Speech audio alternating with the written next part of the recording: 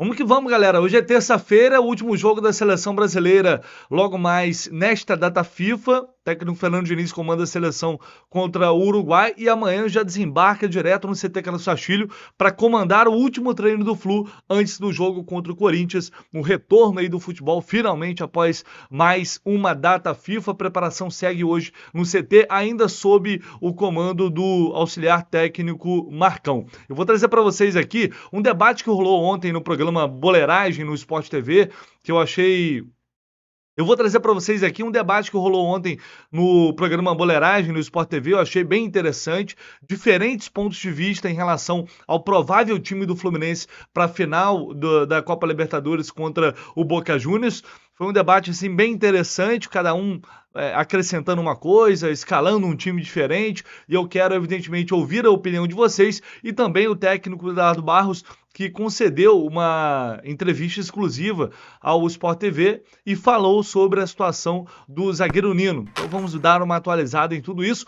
Deixa aquele like, aquela moral, se inscreva aí, como sempre, no canal do Lessa, pedindo a vocês essa força, porque é muito, muito, muito importante. Conto sempre com o apoio de vocês.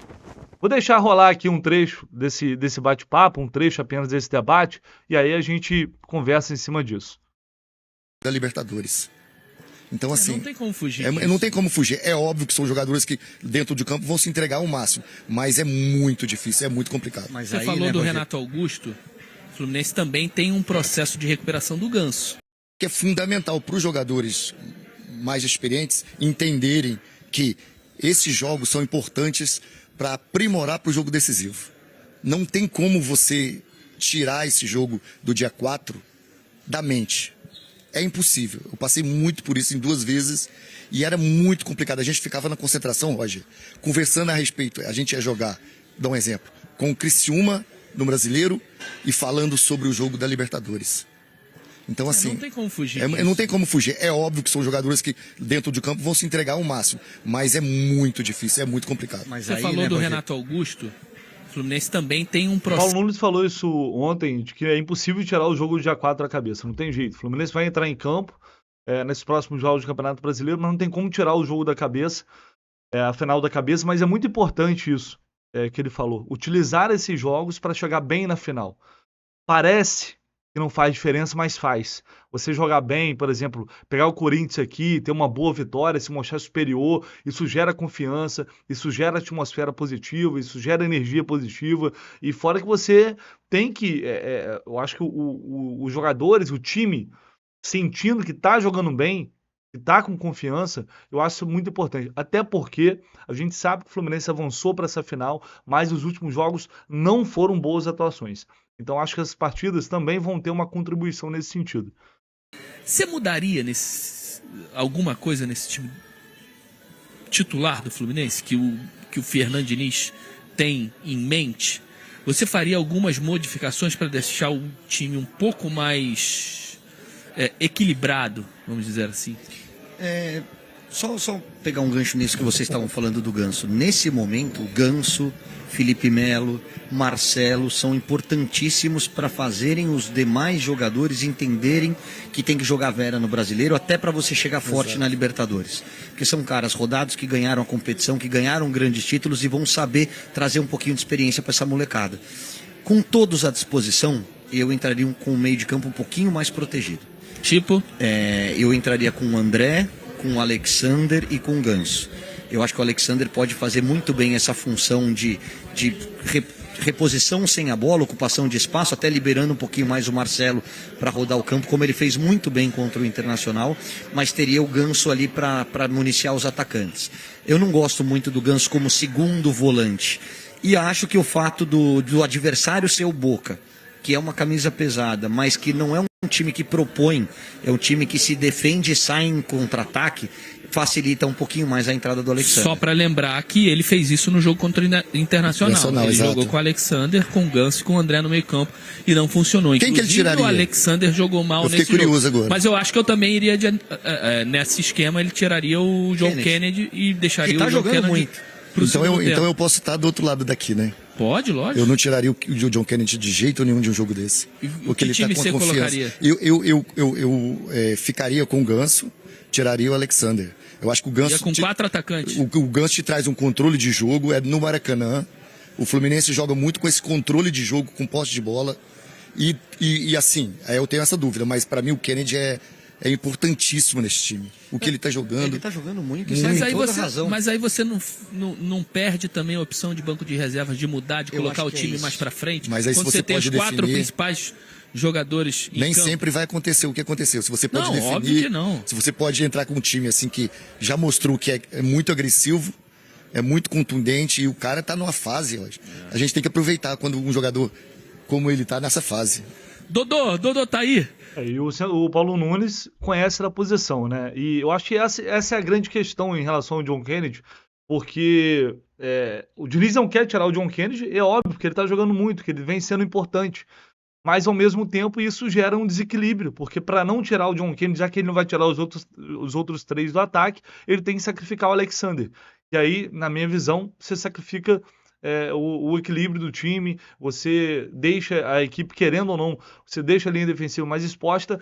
Essa é a grande dúvida, essa é a grande questão. Que o John Kennedy merece ser titular, não resta dúvida. Mas aí, será que vale a pena pagar esse preço? Quase...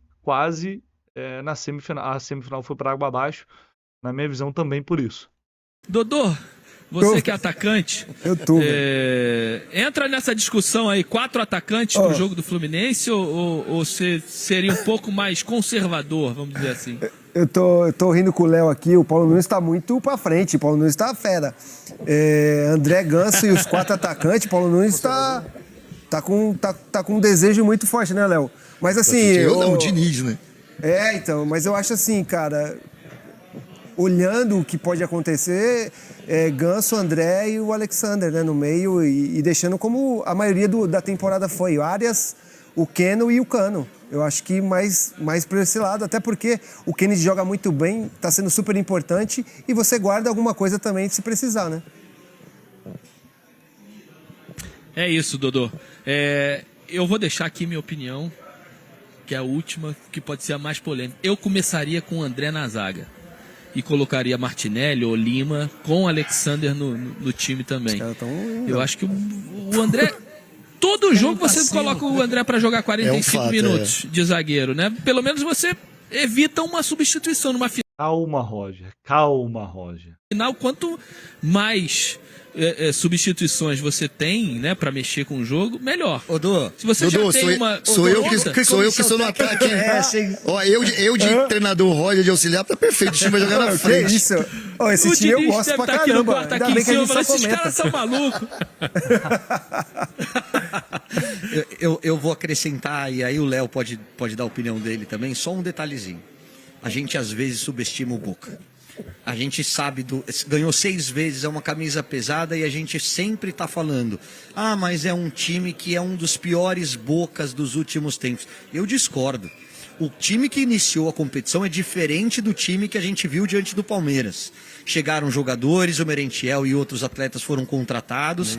E dos 4 tempos, primeiro e segundo da Argentina, tem toda a razão. Allianz, em 3 tempos o Boca foi melhor do que o Palmeiras. Estamos falando de um super Palmeiras. Só por conta disso eu não seria tão ofensivo como você. E jogou bem ontem contra o Tajeres, né? Foi pros pênaltis, mas fez um grande jogo, criou bastante. Cavani perdeu 3, 4 gols. Tô viajando, Léo? Não. Eu acho que é bem por aí, na verdade. Esse Boca Juniors, é claro que não é aquele Boca Juniors que a gente se acostumou dos anos 2008, 2000. Né, Léo? Desculpa. O Dodô tá lembrando de 2008 porque vocês começaram a lembrar da final da Libertadores, quando o Paulo Nunes falou há 15 anos que não chega. O Dodô lembrou que estava lá e estava passando aqui as cobranças de pênalti mentalmente aqui na cabeça dele. Ele falou, nem cheguei a bater, né, Dodô? É verdade. Eu falo de 2008, mas em relação ao jogo contra o Boca, para a torcida do Fluminense, tem uma lembrança boa, Maracanã, né? Então, por causa disso. Mas afinal foi triste. Mas conta aí do time. Não, exatamente. O Dodô falou que no contra o Boca ele foi muito bem, mas esse realmente é um Boca que tem no Ezequiel Barco o seu grande talento, mas é um garoto só de 19 anos. Então, foi buscar lá o Cavani para ser a sua referência técnica. 2 laterais que para mim são muito bons, tanto o Fabra pela esquerda quanto o Advíncula pela direita. 2 laterais de seleção, o Advíncula então nem se fala os 2 jogos que ele fez, principalmente contra o Palmeiras. Tem o Figal, o Chiquito Romero é um Boca que faz se respeitar muito, que está indo de menos a mais, como você bem disse, na Libertadores, que começou patinando, começou de uma forma muito Boca de ser, só que o Román Riquelme, né, o vice-presidente, ele tem uma frase que aí vocês podem até me dizer se faz muito sentido. O Riquelme sempre diz que a Libertadores começa nas oitavas de final. Isso era uma frase dele, sempre até uma muleta para aliviar a pressão do Boca Juniors, que tem por costume começar a Libertadores sempre patinando, com uma dificuldade muito grande para vencer os seus jogos. E esse Boca dessa Libertadores é um Boca muito copeiro, um Boca que leva para os pênaltis, porque garante muito no Chiquito Romero. Existe uma confiança muito grande no Chiquito Romero. Então, se a Libertadores começa nas oitavas, Dodô, para esse Boca Juniors, começa nas oitavas e tendo um jogo só, uma final única no Maracanã contra o Fluminense, ter um goleiro, ter a confiança no Chiquito Romero pode fazer diferença. Eu acho que contra o Palmeiras a gente viu que o Boca realmente apostou que tinha um goleiro que pode fazer diferença e realmente fez. O Chiquito Romero é um goleiro de Copa do Mundo, goleiro de seleção, goleiro que tem muita confiança e se sobressaiu nos pênaltis. Eu acho que o Boca tem experiência, né? Não é que o Fluminense vai ganhar de qualquer jeito. O Fluminense, para mim, é favorito, joga no Maracanã, mas tem que tomar cuidado. O jogo não é fácil, não. Eu concordo plenamente com o Dodô, concordo plenamente com eles, com o Caio, de que às vezes a gente fala desse Boca, é um time comum, é o pior Boca. Eu já venho falando isso há muito tempo. O Boca de agora não é o Boca Juniors do início da Libertadores. O time ganhou reforço, jogou Cavani, Merentiel, jogaram outros jogadores. Não é, de fato, tecnicamente, é claro que o Fluminense é melhor. Isso para mim é indiscutível. Tecnicamente, o Fluminense é melhor.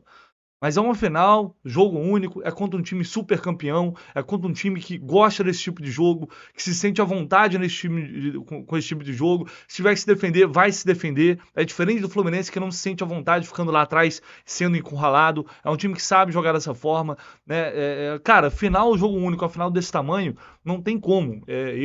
Aí eu não consigo falar de favoritismo. Eu consigo reconhecer que o Fluminense é melhor tecnicamente.